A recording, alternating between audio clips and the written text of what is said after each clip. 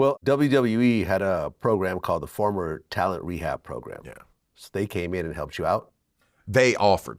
I had already went to rehab early, and I went to rehab back in '07, and it just didn't take, I guess. Okay. And it was 5 years later. Yeah, this was 5 years later. Like, I mean, I didn't need once that arrest smacked me into shape. So you stopped cold turkey? I went to a doctor and got put on a Suboxone program. And that's like that drug they gave you to wean you off of opioids? Yeah. Okay. And but do you have to stay on that? I was on that for probably the better part of a year and a half. Okay. Yeah. Yeah. And it worked? And then weaned myself completely off that. So it worked? It did. Yeah. Yeah. I don't know what I would have done if I wouldn't have had that, because for me, a lot of my life is routine. And if I do something and it works, I want to do that same thing. I want to mimic every day the same behavior. And so a lot of times for me, taking pills, it was just habit.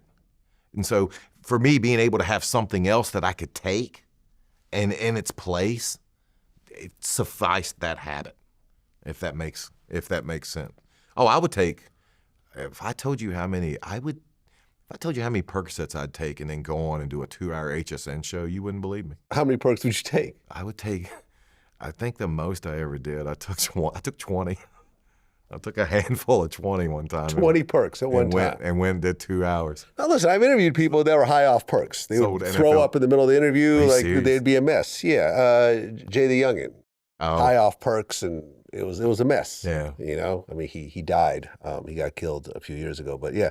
It was, yeah, man. And plus, well, I mean, luckily you were going through the pharmacies. Yeah. Because if you had gotten them off the street, I mean, fentanyl was sort of drifting around during this time. You could have potentially overdosed and died. At this time, the only time I'd heard of fentanyl was when my mom was in the hospital. They gave her fentanyl. Right, because it's a real drug for pain. But it's not supposed to be a street drug. Yeah, I had no clue there was a street element to it. Oh, yeah. And I was getting everything was 100% legit. Yeah. Now, listen, I've interviewed 5 people that have died of fentanyl overdoses. Wow. 5 people. Yeah. That's crazy. Yeah. Like that's... 5 people that I personally knew, you know, some closer than others. I'm sorry. Rich Homie Quan, this rapper, just died. Gangster Boo from 3 6 Mafia, Aaron Carter, Mac Miller, Coolio. Mac Miller, the singer. The rapper, yeah. Was fentanyl what he? Yep. I did not know that. Yeah, fentanyl overdose. Wow.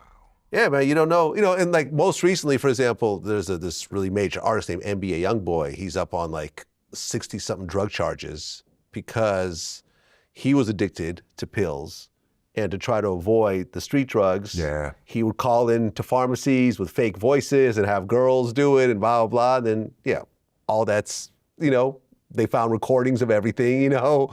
All the pharmacists turned him in, and now he's got like 65 drug charges. Yeah. But, you know, all that is to avoid the street drugs. And once, honestly, as weird as it sounds, once that was all done, once I didn't, because I would literally wake up on days if I didn't have any pills, I would leave my house in Florida, and I told myself, you're not coming home until you find a doctor. And it usually wouldn't. Sometimes I'd have to go to maybe 2 or 3 doctors, but I was more successful. I was successful way more than I wasn't.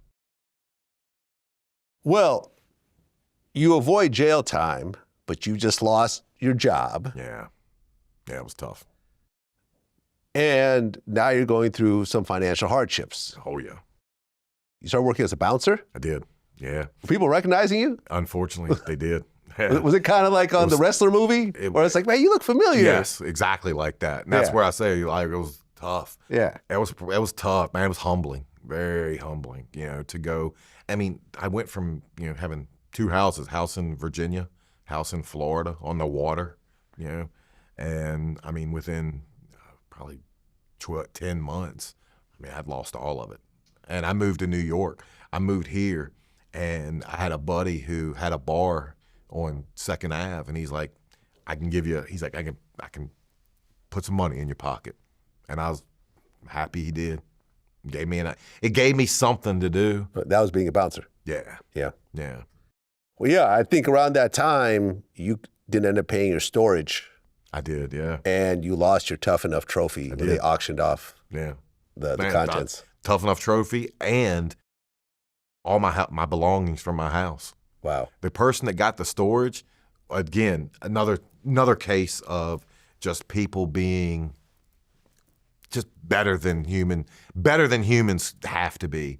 The people that got the storage contacted, once they realized whose it was, they contacted me. They've offered me, they've asked me if I want to buy it. I got asked about a year ago if I want to buy the Tough Enough trophy. I didn't want it back then. How much did they try to sell it to you? $600. Yeah. I probably should have bought it.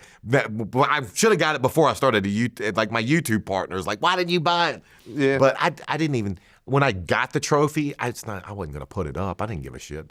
But they contacted me, and like all the stuff you can't replace, photo albums, stuff. They gave me all that stuff back. Didn't make me pay a dime for it. So that's nice. That I'm very fortunate about. If I would have lost those memories I can't get back. So. You could have also done the OJ route and got a group of guys with some guns and that was option 2. Let's go get your stuff that back. Was option 2. That was option 2. What did you?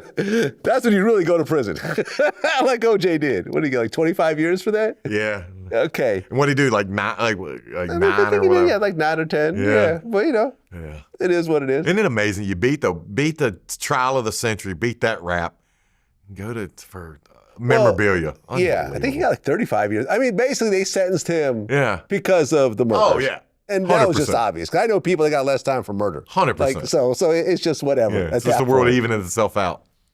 Well, right around 2015, you're 39 years old, you announced that you're going back to pro wrestling.